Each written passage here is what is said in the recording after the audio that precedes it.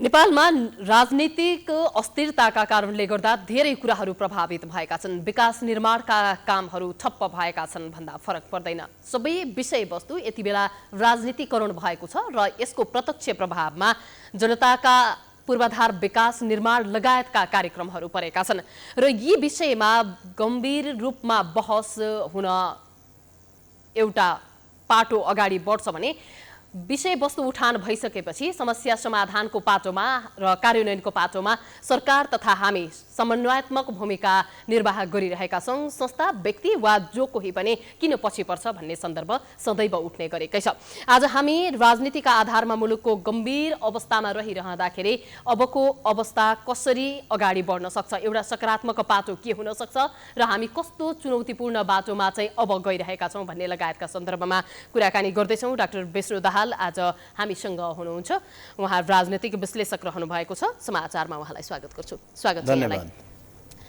हामी समाचारको विशेष कुराकानीमा यहाँसँग जोडिरहँदाखेरि नेपालको राजनीतिलाई हेर्दा पछिल्लो समय एउटा निकै नै अस्थिर किसिमको राजनीति, त्योभन्दा पनि बढी अब के हुन्छ भन्ने खालको जति बेला पनि चाहिँ चुनौतीपूर्ण अवस्थाको सामना गर्नुपर्ने हो कि भन्ने अवस्थाबाट त्रसित हुनुपर्ने परिप्रेक्ष्य रहेको छ। यहाँहरूलाई के लाग्छ?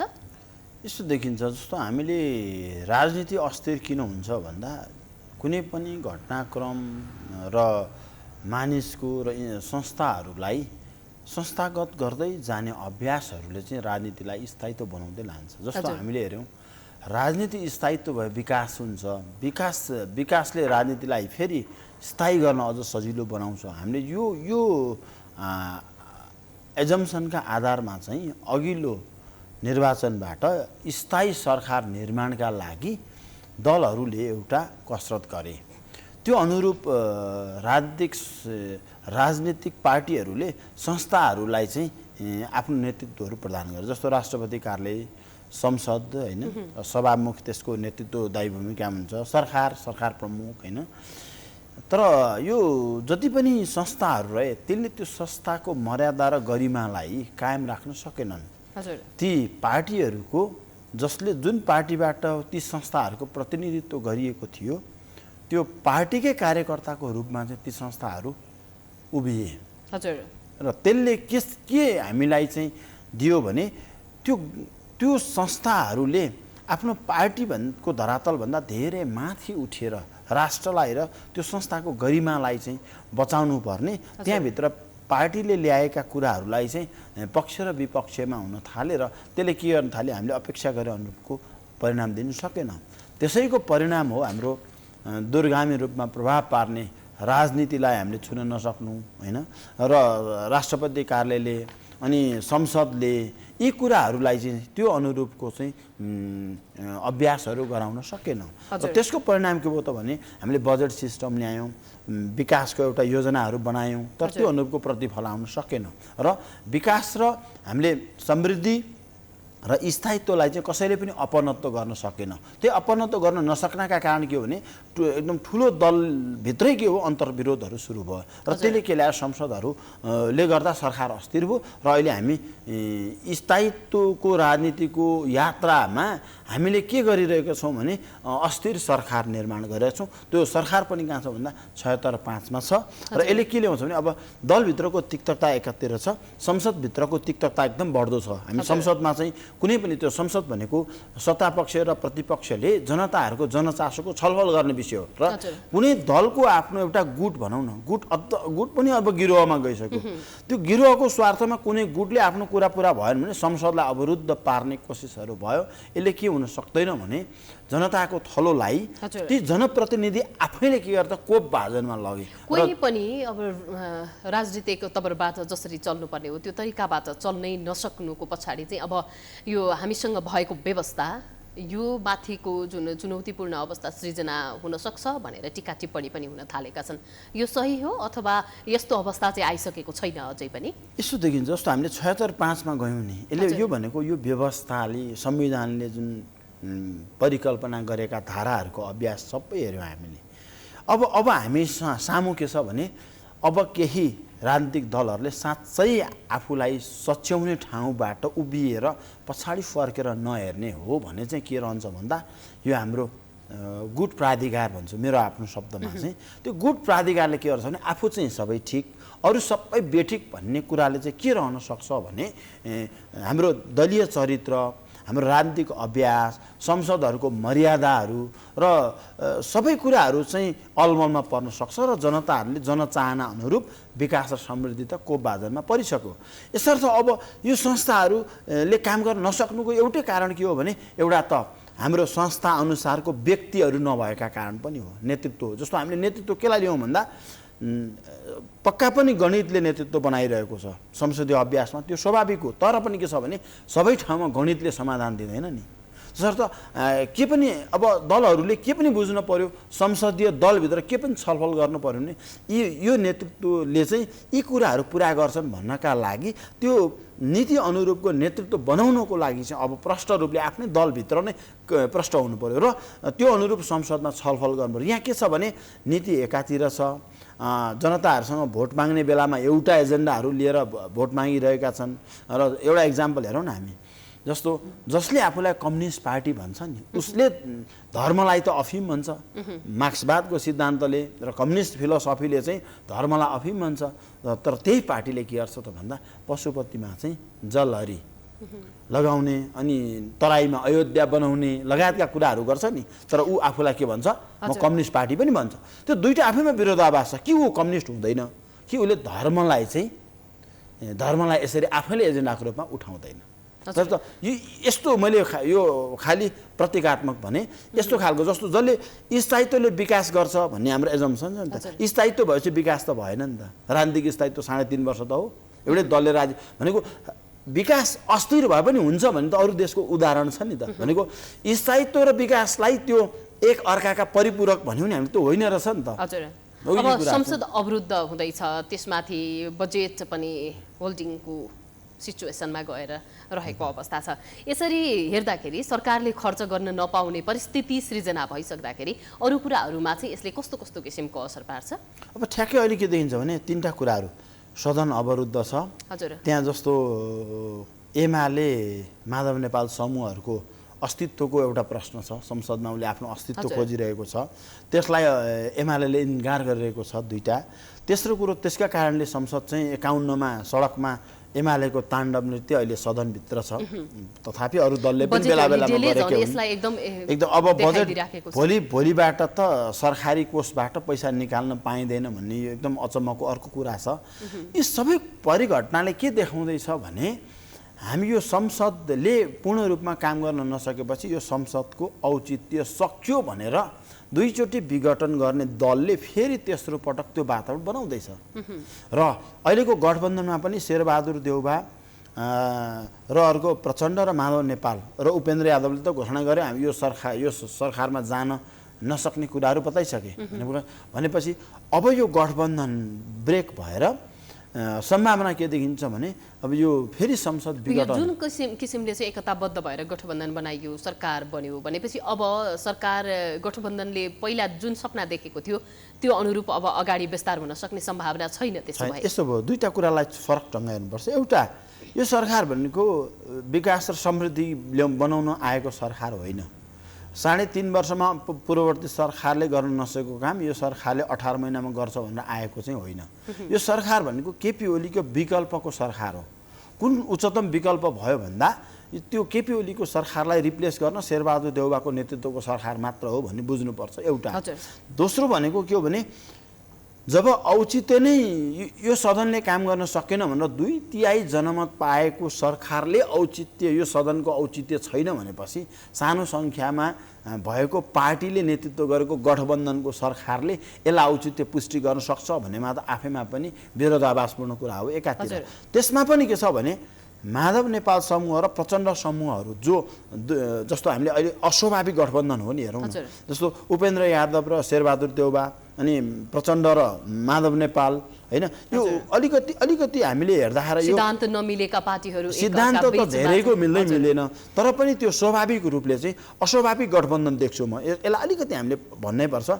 टिकट बाँड्ने बेलामा के थियो भने 54% एमालेलाई र माओवादीलाई 46%को जुन हाराहारीमा बाँडिएको थियो नि, त्यस 54 भित्र पनि राष्ट्रपति समूहले 27% लिएको हो। माधव नेपाल समूहले 12% टिकट बाँडेको, यो त गणित हो नि। अनि बाँकी रहेको 15% को हाराहारी चाहिँ के थियो भने केपी शर्मा ओलीको थियो भने अहिले पनि के छ, अब हामीले जस्तो बाह्य शक्तिका हिसाबले, चलखेलका हिसाबले के हेरेका छौँ, राष्ट्रपति प्रचण्ड र माधव नेपाल प्रो चाइनिज लाइनतिर ढल्किएको देखिन्छ एकातिर। किन राष्ट्रपति हिजो एमाले सरकार प्रमुख केपी शर्मा ओली प्रधानमन्त्री हुँदा राष्ट्रपति माओवादीले पाउँदा पनि के थियो, प्रचण्डले विद्यादेवी भण्डारीलाई राष्ट्रपति प्रस्ताव गरेर त्यो खालको केपी शर्मा ओलीको स्वास्थ्यका कारणले त्यो खालको पार्टी र सरकार सञ्चालनको एउटा रोडम्याप बनेको थियो। तथापि केपी शर्मा ओलीको स्वास्थ्य ठिक भयो, उहाँले नेतृत्व गर्नेपछि इक्वेसन फेरबदल भयो। तर त्यो विगत बिर्सेर हामीले अहिले राजनीतिक अभ्यासलाई हेर्नु हुँदैन। अब म ठ्याक्क आएँ, अब तपाईँले अहिले भन्नुभएको कुरामा ठ्याक्क आएँ। एकातिर केपी शर्मा ओली आफूलाई कम्युनिस्ट भए पनि इन्डियन लबीतिर नजिक भएको देखिन्छ। जस्तो रहका धेरै मानिसहरू उहाँको शासनकालमा एकदम प्रत्यक्ष हाम्रो राजनीतिमा एकदम अग्रसर भएर आएको घटनाहरू सबैका सामु छ। एकातिर भारत र अमेरिकाको अहिलेको हिन्द प्रशान्त महासागरको रणनीतिभित्र चीन, अमेरिका र भारत एक ठाउँमा छ, चीनको एगेन्स्टमा छ। शेरबहादुर देउवालाई प्रो अमेरिकन लाइन भन्छन् भनौँ न त्यहाँभित्र, होइन? जस्तो काङ्ग्रेसभित्र पनि उहाँलाई त एउटा चार्ज प्रो अमेरिकन लाइन भन्छन्। भनेको स्वाभाविक रूपले गठबन्धन हुनुपर्ने चाहिँ केपी शर्मा ओली र शेरबहादुर देउवाको हो। तर गठबन्धन अस्वाभाविक रूपले कुनै फ्याक्टरले भनौँ न कसरी जोडाइरहेछ भन्दा प्रचण्ड, माधव नेपाल, शेरबहादुर देउवा र उपेन्द्र यादवसँग। जस्तो शेरबहादुर देउवाको स्वाभाविक रूपले चाहिँ हुनुपर्ने गठबन्धन चाहिँ महन्त ठाकुर र केपी शर्मा ओली र शेरबहादुर देउवाको हुनुपर्ने हो, होइन? तर गठबन्धन यस्तो छ भनेपछि मेरो मेरो आफ्नो विश्लेषण चाहिँ के हो भने अब अस्वाभाविक गठबन्धन बिस्तार टुटेपछि स्वाभाविक रूपमा जाँदा विघटन गरेर केपी शर्मा ओलीहरूलाई लिएर चाहिँ शेरबहादुर देउवाले निर्वाचन घोषणा गर्नुहुन्छ भन्ने चाहिँ मेरो तर्क चाहिँ यहाँनिर छ। हजुर, अब गठबन्धन स्वाभाविक छैन हामीले भनिसक्यौँ, यसका विषयमा धेरै कुरा यहाँले गरि पनि सक्नु भएको छ। यो बिचमा अब सरकार कसरी अगाडि बढ्छ, कसरी अगाडि बढ्दाखेरि चाहिँ एउटा प्रभावकारी स्थानमा पुग्न सक्छ अथवा केही आशा गर्न सकिन्छ भन्ने खालका विचारहरू छन् यहाँहरूसँग? अब यस्तो छ, दुईटा कुराहरू एकदम पेचिलो विषय भनेको बजेट प्रतिस्थापन कसरी पास हुन्छ, संसदमा पास हुनुपर्छ, त्यो सम्भावना छैन। त्यसले राष्ट्र सञ्चालन भनेको सरकारको पर्फर्मेन्सलाई त्यहाँ जोड्छ। किन कोभिडको खोप किन्नेदेखि धेरैका विधेयकहरू आजबाट निष्क्रिय बने भनेपछि सरकारको पहिलो प्रायोरिटी केमा थियो भने जनताहरूलाई खोप भन्ने थियो। यो सरकारले आफ्नो हनीमुन पिरियडभित्र धेरैलाई खोप दिन्छु भन्ने बाचा गरेको थियो। तथापि खोपमा यो सरकारले राम्रै प्रगति पनि गर्यो र कोभिडको पछिल्लो सङ्क्रमणमा अहिले नेपाल कम्फर्टेबल जोनमै छ भएको देखियो एउटा। दोस्रो कुरो, अब थप खोप खरिदका लागि पनि यो विधेयक निष्क्रिय भएपछि एउटा च्यालेन्ज सरकारलाई आइ नै सक्यो। अर्को बजेटको च्यालेन्ज छ। अर्को नीति तथा कार्यक्रममा यो गठबन्धनको सरकारको नेतृत्व गर्ने शेरबहादुर देउवालाई आफ्ना एजेन्डाहरू त्यति अगाडि लान सहज छैन। तथापि सबैभन्दा सजिलो चाहिँ उपाय के हो भने अब फेरि विघटन सिफारिस गरेर शेरबहादुर देउवा के चाहिरहेछ भने गठबन्धनबाटै यसलाई चाहिँ दिएको समर्थन फिर्ता होस्। त्यो भने उनलाई स्वाभाविक रूपले सजिलो हुन्छ, विघटन गर्नलाई मार्ग प्रशस्त हुन्छ भन्ने घटनाक्रमको चाहिँ खोजीमा चाहिँ शेरबहादुर देउवा छन्। तथापि गठबन्धनलाई जोगाएर केपी शर्मा ओलीको विरुद्धमा चुनावसम्म लानुपर्छ भनेर कोसिस गर्ने प्रचण्डहरू अझ अगाडि चाहिँ लागिरहेका छन्। अब यो बिचमा संविधानलाई संशोधन गर्नुपर्छ भन्ने खालका धेरै मुद्दाहरू पनि थिए। यी मुद्दाको विषयमा तपाईँहरूले अध्ययन गरिरहँदा, टीका टिप्पणी गरिरहँदा, समालोचना गरिरहँदा, आलोचना गरिरहँदाखेरि चाहिँ पछिल्लो समय यहाँहरूले के बुझ्नु भएको छ, संक्षेपमा जानकारी गराउनु होला। ठ्याक्क यस्तो देखिन्छ, जस्तो संविधान संशोधनका पाटोहरू मूल कुरो तराईसँग केन्द्रित छ है। जस्तो हामीले हेरौँ न, तराईमा आफै 293 नगरपालिका मध्ये तराईमा 200 नगरपालिका छ। जनसङ्ख्याको 2/3 तराईमै छ। र अर्को फेरि के छ भने हामीले हेर्दा अहिलेको बजेटरी सिस्टम पनि 2/3 तराईमै केन्द्रित छ। सबैभन्दा धेरै समस्या तराईमै छ। 17% भूभागभित्र यत्रो जनसङ्ख्याको चाप न्यूनीकरणको लागि राष्ट्रले तराईमा जनसङ्ख्या जुन माइग्रेसनको ट्रेन्ड रोक्ने खालको कुनै पनि नीतिहरू लिएको छैन। तसर्थ तराई सबैभन्दा अप्ठ्यारोमा छ, तराईमै धेरै मत छ, तराईमै धेरै के छ निर्वाचन क्षेत्रहरू छ। यसर्थ तराईको इस्युलाई एड्रेस नगरी न पार्टीले अधिवेशन गर्न सक्छ, न अबको निर्वाचन अगाडि जान सक्छ। तसर्थ मलाई के लाग्छ भने यो कुराहरूमा सरकार केमा चुकिरहेको छ भने जनसङ्ख्याको समुचित व्यवस्थापनको विषयमा धेरै अगाडिदेखिका सरकारहरू चुकेका कारण अहिले तराई सबैभन्दा पेचिलो छ र त्यति सहज रूपमा निकासहरू कसैले पनि दिन सक्छ भन्ने मलाई चाहिँ विश्वास छ। किनभने यो मैले प्रेजेन्ट गरेको डेटाहरू भनेको चाहिँ तथ्यमा आधारित छ। यो तथ्यलाई सरकार र राजनीतिक दलहरू स्वीकार गर्न तयार छैन।